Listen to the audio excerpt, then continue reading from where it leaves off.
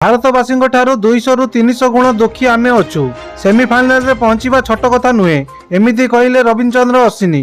किछि दिन तले खेला जाइथिबा टी20 विश्वकप, एही विश्वकप को भारत हातेबा बोली देशवासी आशा रखिथिबा बेले सेमिफाइनाल रु फाइनाल को जाई पारि नथिला भारत। शेषरे पाकिस्तान एवं इंग्लैंड मध्य फाइनाल मैच खेला जाइथिबा बेले टी20 विश्वकप हातेइथिला इंग्लैंड। भारत फाइनाल रे न पहुंचीबा एवं विश्वकप न जितिबारु भारतीय क्रिकेट प्रशंसक निराश होइथिबा बेले एबे एनै प्रतिक्रिया रखिचंती क्रिकेटर अश्विनी। निज यूट्यूब चैनल रे वीडियो पोस्ट करी से कहिसंती जे टीम इंडिया टूर्नामेंट न जितिबा किंबा फाइनाल रे प्रवेश न करिबा भारतीय क्रिकेट प्रेमी को दुख देइछि।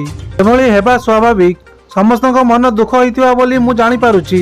मु भाबु नाही जे कोनसी बहाना क्रिकेट प्रेमी को एही दुख भुलिबारे सहाय्य करिवो। यह एक निराशाजनक घटना, किंतु आम समस्तक आगो को बढ़िबा को पड़िबो।